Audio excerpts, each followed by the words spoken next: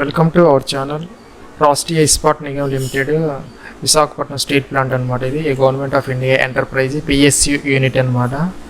319 trainee vacancies కోసం అయితే online applications 2 August 2022 నుంచి అయితే ఇన్వైట్ చేస్తున్నది.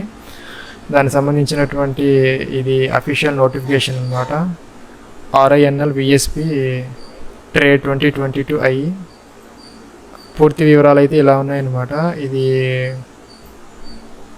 Applications are invited from eligible Indian nationals meeting the following qualifications and other parameters for engagement of 319 apprentices under the apprentice act 1961.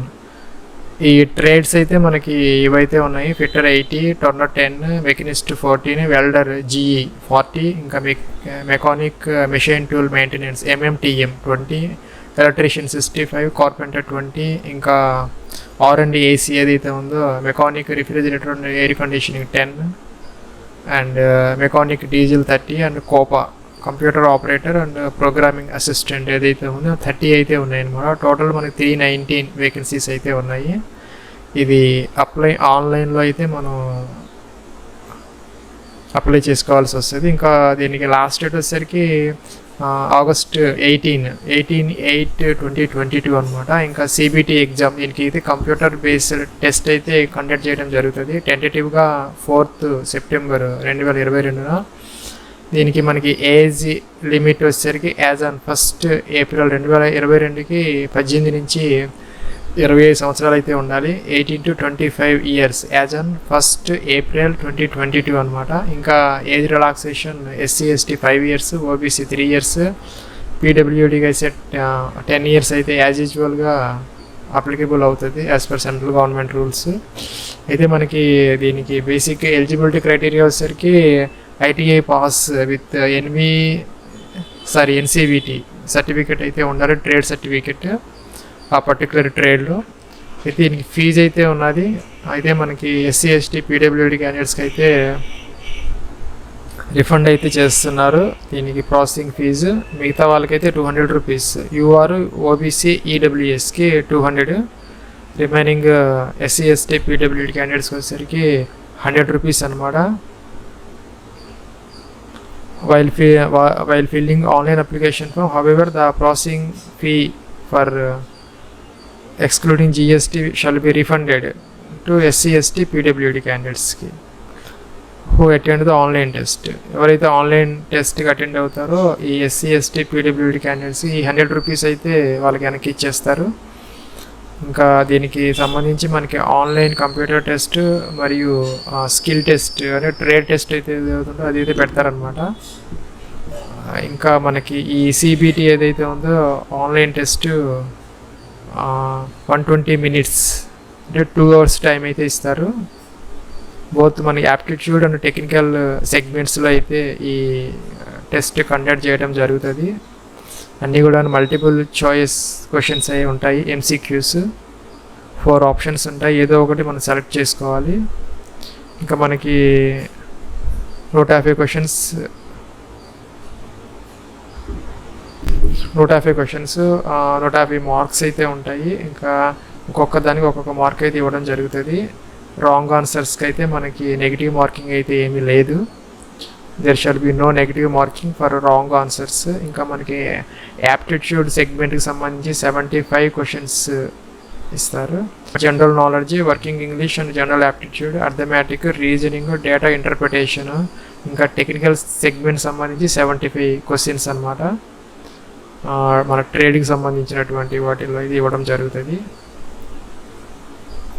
English మరియు తెలుగులో అయితే ఈ exam conduct చేయడం జరుగుతుంది. ఇంకా మనకి ఫైనల్ సెలక్షన్ అయితే కంప్యూటర్ బేస్డ్ టెస్ట్ మీద అయితే జరుగుతుంది. ఎన్ని మార్క్స్ వచ్చి దాని మీద అయితే వాళ్ళకి ఫైనల్ సెలక్షన్ అయితే జరుగుతుంది. ఇంకా కట్ ఆఫ్ వచ్చేసరికి 50% in case of UR and EWS అనమాట. అంటే 150 మార్కులకి 75 మార్క్స్ వస్తే సరిపోతుంది EWS అండ్ జనరల్ క్యాండిడేట్స్కి. ఇంకా 40% for SC/ST OBC and PWD క్యాండిడేట్స్కి అనమాట. అంటే 60 మార్క్స్ వస్తే సరిపోతుంది. మొత్తం మనకి 150 మార్క్స్ కాబట్టి అయితే దీనికి ఫస్ట్ మనం అప్రెంటిస్ యాప్స్లో అయితే రిజిస్టర్ చేయాలి ఫస్ట్. తర్వాత అయితే మనకు RINLలో వైజాగ్ స్టీల్ దాంట్లో అయితే మనం అప్లికేషన్ అయితే పెట్టాలన్నమాట. ఎవరైతే ఈ అప్రెంటిస్ రిజిస్ట్రేషన్ అయ్యారో, రిజిస్ట్రేషన్ ఐడి ఉంటుందో వాళ్ళైతే డైరెక్ట్గా దీంట్లో అప్లై చేయొచ్చు. దీనికి సంబంధించినటువంటి ఇంకా దీనికి సంబంధించి మనకి స్టైఫెండ్ విషయం అయితే మనం చెప్పలేదు. ఇక ఫిట్టర్స్కి కొన్ని ట్రేడ్స్కి అయితే మనకి 8,050 రూపీస్ ఇస్తున్నారు. రిమైనింగ్ వాళ్ళకైతే 7,700 రూపీస్ అయితే పర్ మంత్ స్టైఫెండ్ రూపంలో ఇవ్వడం జరుగుతుంది. ఇది మనకి సంవత్సరం అప్రెంటిస్ ఎంగేజ్మెంట్ ప్రోగ్రామ్ అనమాట. ఎవరైతే కనుక ఆల్రెడీ అండర్గోన్ అప్రెంటిస్ తీసుకున్నారో ప్లస్ వాళ్ళ ఎక్స్పీరియన్స్ ఉంటుందో వాళ్ళైతే దీనికి ఎలిజిబుల్ కాదనమాట. వాళ్ళు ఫ్రెషర్సే దీనికి అప్లై చేసుకోవాలి. ఇదన్నమాట మనకి RINL అప్రెంటిస్ ట్రేడ్కి సంబంధించి official link for registration login అనమాట. మనం ఫస్ట్ రిజిస్టర్ తీసుకోవాలి. రిజిస్టర్ క్లిక్ చేస్తే ఇలా వచ్చిందనమాట. Note please enter email ID and mobile number as entered in apprentice portal అనమాట. యాప్స్లో మనం ఏదైతే ఎంటర్ చేసామో సేమ్ డీటెయిల్స్ అయితే ఇక్కడ ఏమని అడుగుతున్నది. Email ID, confirm email ID, password, confirm password same అయితే ఇవ్వాలి. ఇక్కడ ఈమెయిల్ సేమ్ ఇవ్వాలి, ఇదే సేమ్ ఇక్కడ ఇవ్వాలి. పాస్వర్డ్ ఇక్కడ ఏమి ఇచ్చామో అదే ఇక్కడ ఇవ్వాలి. అలాగే మొబైల్ నెంబర్ ఇక్కడ ఏమి ఇచ్చామో అదే ఇచ్చి ఇక్కడైతే మనం రిజిస్టర్ అవ్వాలన్నమాట. ఇలా అయితే వచ్చిందనమాట. నేను రిజిస్టర్ అంటే OTP has been send to your email, phone number. ఈమెయిల్కి మరియు ఫోన్ నెంబర్కి అయితే ఓటీపీ అయితే వచ్చింది. అది మనం చెక్ చేసుకొని ఓటీపీ ఇచ్చి మనం అయితే వ్యాలిడేట్ అయితే చేయాలి. రాకపోతే కానీ రీసెంట్ అనాలి. ఇక్కడ రీసెంట్ ఓటీపీ ఉంది. ఇక్కడైతే మనకి లాగిన్ అయితే అయ్యింది, డీటెయిల్స్ వచ్చాయి. మన ఈమెయిల్ ఐడితో మనకు డాష్బోర్డ్ అయితే వచ్చేసింది. ఇక్కడ మనకి ఇన్స్ట్రక్షన్స్ టు క్యాండిడేట్స్ అని వచ్చింది. డీటెయిల్స్ అన్ని మనకి అక్కడ అఫీషియల్ నోటిఫికేషన్లో ఏదైతే ఉందో అది కూడా ఇక్కడ కూడా అదే ఇచ్చారు. ఇక్కడ ఫీజు పర్టికులర్స్ అవి వచ్చాయి విత్ GST. జనరల్ క్యాండిడేట్స్కి 236, అదర్స్కి అయితే కనుక 180 రూపీస్. వాళ్ళకి 118 రూపీస్ అయితే రిఫండ్ ఇస్తారు ఆన్లైన్ టెస్ట్కి వెళ్తున్నప్పుడు. ఇంకా ఇవన్నమాట స్టెప్స్ అయితే ఇచ్చారు ఇక్కడ మనకి. Simple steps to apply online అనమాట. Fill the basic registration form and note down the registration number, user ID, login and fill details in application form, trade selection, eligibility criteria, personal details, education qualification details, upload document, select test city and preview అనమాట. ఇది సింపుల్గా ఉన్నటువంటి process. ఇంకా upload your recent photo, signature, age proof, address proof, ITA certificates and SC ST OBC ఏవైతే ఉంటాయి అవి. ఇంకా make payment అనమాట ఆన్లైన్. ఇంకా డౌన్లోడ్ ప్రింట్ అప్లికేషన్ ఫామ్. ఇదనమాట మొత్తం మనకి 5 స్టెప్స్ అయితే ఇక్కడ ఇవ్వడం జరిగింది.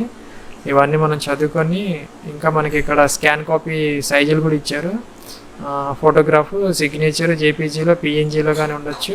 సైజ్ వచ్చేసరికి 5 KB నుంచి 5 MB వరకు ఇచ్చారు. ఇంకా ఏజ్ ప్రూఫ్ మిగతా డాక్యుమెంట్స్కి వచ్చేసరికి 5 KB నుంచి 10 MB వరకు అయితే ఇవ్వడం జరిగింది. JPG, PNG, PDFలో అయితే ఈ డాక్యుమెంట్స్ ఉండొచ్చు. అయితే మనకి ఫోటో, సిగ్నేచర్ మాత్రం JPG, PNGలో ఉండాలి. ఇవైతే మన PDFలో కూడా ఉండొచ్చు. వేరే డాక్యుమెంట్స్ ఏవైతే ఉన్నాయో ఎడ్యుకేషన్ క్వాలిఫికేషన్స్ అవి అయితే మనం ఇవన్నీ చదువుకొని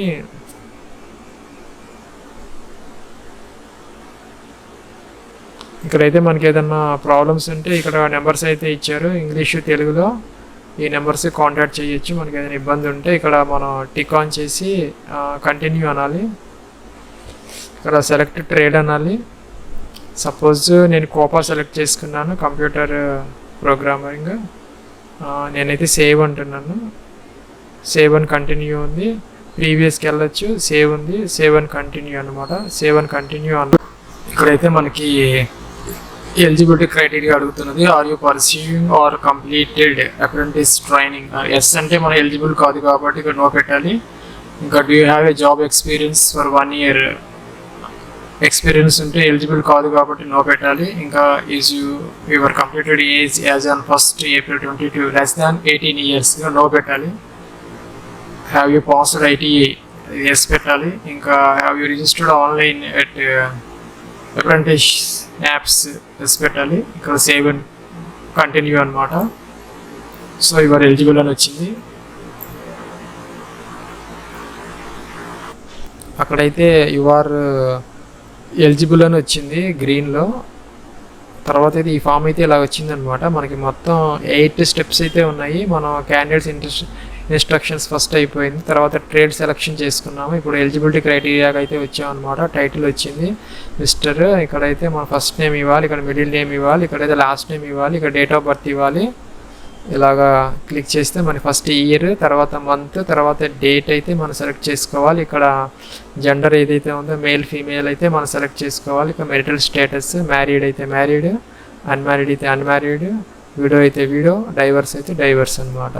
అయితే మనకి ఇక్కడ ఈమెయిల్ ఐడి, ఈ మొబైల్ నెంబరు ఆటోమేటిక్గా వచ్చేసాయి. ఇంకా ఆల్టర్నేటివ్ సెకండ్ మొబైల్ నెంబర్ ఉంటే అక్కడ ఇవ్వాలి. ఇక్కడైతే ఆధార్ నెంబర్ ఇవ్వాలి. ఇక్కడైతే కేటగిరీ అన్రిజర్వ్డా ఏంటనే సెలెక్ట్ చేసుకోవాలి. ఇక్కడైతే పీడబ్ల్యూడి అయితే కనుక ఎస్ అనాలి, అదర్వైజ్ నో అనాలన్నమాట. ఇక్కడైతే మనం అప్రెంటిస్ రిజిస్ట్రేషన్ నెంబర్ అయితే మనం ఇక్కడ ఎంటర్ చేయాలి. అక్కడ వస్తుంది కదా మనకి A0 1 2 3 4 6 7 8 9 10 అలాగే 10 డిజిట్స్ అలాగా వస్తుంది. అదైతే మనం ఇక్కడ ఎంటర్ చేయాలి.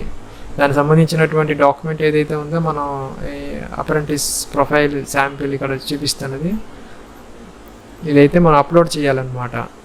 ఇలాగ వస్తుంది మనకి స్కిల్ ఇండియా ఇది అనమాట. రిజిస్ట్రేషన్ నెంబర్ A01 అలాగా వస్తుంది. ఇది ఇలాంటి డాక్యుమెంట్ మనకి పీడిఎఫ్లో, అది జేపీజీలో కానీ పిఎన్జీలో కానీ అయితే మనం ఇక్కడ అప్లోడ్ అయితే చేయాలి ఇలా అని. ఇక్కడైతే మనం కన్ఫర్మ్ అప్రెంటిస్ రిజిస్ట్రేషన్ నెంబర్, ఇక్కడైతే ఏదైతే ఇచ్చామో అప్రెంటిస్ నెంబర్ A0 అలాగా ఉంటుంది కదా, అది ఇక్కడ సేమ్ ఇవ్వాలి. నెక్స్ట్ అయితే ఇక్కడ మనం ఫాదర్ నేమ్ అయితే ఇవ్వాలి. టైటిల్ మిస్టరా డాక్టర్ సెలెక్ట్ చేసుకోవాలి. పేరు ఇవ్వాలి, మిడిల్ నేమ్ ఇవ్వాలి, లాస్ట్ నేమ్ ఇవ్వాలి. ఇంకా అడ్రస్ అయితే ఇక్కడ ఇవ్వాలన్నమాట. అడ్రస్ 1, అడ్రస్ 2, అడ్రస్ 3, ఇంకా కంట్రీ ఇండియా, స్టేట్ అయితే మనం సెలెక్ట్ చేసుకోవాలి. ఎవరైనా దీనికి అప్లై చేసుకోవచ్చు, అక్రాస్ ఇండియా అనమాట. తెలంగాణ వాళ్ళు కూడా అప్లై చేయొచ్చు. ఇంకా డిస్ట్రిక్ట్ ఏదైతే ఉందో మనకి ఇక్కడ ఫస్ట్ స్టేట్ ఇస్తే మనకి ఇక్కడైతే జిల్లా వస్తుంది, కృష్ణా అలాగా అది సెలెక్ట్ చేసుకోవాలి. విలేజ్ ఇవ్వాలి, పిన్ కోడ్ ఇవ్వాలి. ఇంకా అయితే communication address and permanent address are same అయితే టిక్ ఆన్ చేయాలన్నమాట. అవన్నీ కిందకు వచ్చేస్తాయి. అదర్వైజ్ మళ్ళీ ఇవ్వాలి ఇవన్నీ డీటెయిల్స్. సేవ్ అండ్ కంటిన్యూ అనాలన్నమాట. నెక్స్ట్ అయితే మనకి ఎడ్యుకేషనల్ డీటెయిల్స్ అయితే వస్తుంది, 10th క్లాస్ అవి. తర్వాత అయితే డాక్యుమెంట్స్ అప్లోడ్ చేయాలి. తర్వాత టెస్ట్ సెంటర్ మనం సెలెక్ట్ చేసుకోవాలి. తర్వాత ప్రివ్యూ అనమాట. నెక్స్ట్ అయితే ఇలా వచ్చింది అనమాట. మనకి 10th SSC మెట్రికులేషన్ అని వచ్చింది. మేజర్ సబ్జెక్ట్ SSC 10th అన్నాము. ఇన్స్టిట్యూట్, యూనివర్సిటీ, స్కూల్ బోర్డు ఇవ్వాలి. ఇయర్ ఆఫ్ పాసింగ్ ఇవ్వాలి. పర్సంటేజ్ ఆఫ్ మార్క్స్ ఇవ్వాలి. గ్రేడ్ అయితే గ్రేడ్ ఇవ్వాలన్నమాట, ABCD. Next save and continue అనమాట. ఇక్కడ మనకి select your highest level of education అంది. ITI సర్టిఫికేట్ సెలెక్ట్ చేసుకున్నాము.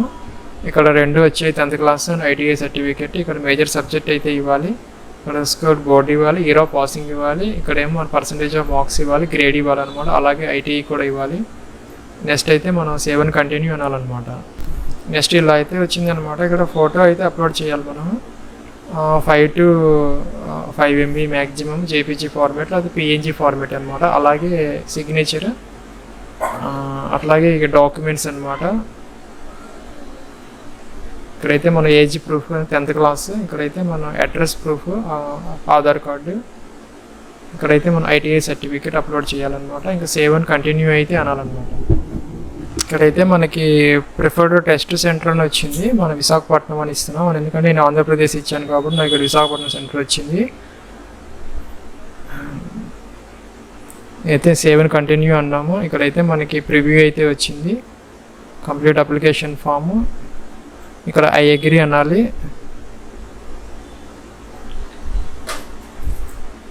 లేదంటే మనం వెనక అనేది వెళ్ళొచ్చు. ఇక్కడ 1 స్టెప్ పెండింగ్ అని వచ్చింది. సపోజ్ ఎలిజిబిలిటీ క్రైటీరియా కంటే అక్కడికి వెళ్ళొచ్చు. ఏదైనా మోడిఫికేషన్స్ ఉంటే మనం చేసుకోవచ్చు అనమాట. ఇక్కడైతే మన ప్రివ్యూ అయితే వచ్చింది. ఇప్పుడు ఇక్కడ మనం టిక్ ఆన్ చేయాలి. ఇక్కడ సబ్మిట్ చేస్తే అయిపోతుంది అనమాట. అనేది ఫీజు అయితే పే చేయాలి ఆన్లైన్లో. Please confirm the details entered before submitting the application form as same cannot be edited later. మనం ఒకసారి కనుక సబ్మిట్ చేస్తే మనం మార్చుకోవడానికి అవకాశం ఉండదు కాబట్టి వెనక్కి ఏదైనా మార్చుకోవచ్చు, లేదంటే అన్నీ బాగున్నాయి అనుకుని సబ్మిట్ చేసుకుని సరిపోతుంది. ఇదన్నమాట మనకి ఇక్కడ మనకి పూర్తయిపోయింది. కాకపోతే మనకి అప్లికేషన్ సబ్మిటెడ్ అని వచ్చింది, వెరిఫికేషన్ పెండింగ్ అని వచ్చింది, స్టార్ట్ వ్యూ అప్లికేషన్ ఫామ్ అని వచ్చింది. కోపా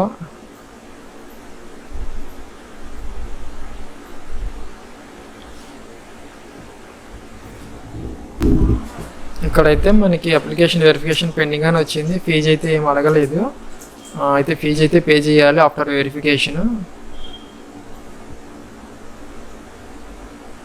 మన ఈమెయిల్ ఐడికి అయితే లాగిన్ డీటెయిల్స్ అయితే వచ్చి దాని ద్వారా మనం తర్వాత అయినా లాగిన్ అయ్యి మన ఫీజు పే చేసుకోవచ్చు. ఇక్కడైతే మన ఫీజు అడగలేదు మరి.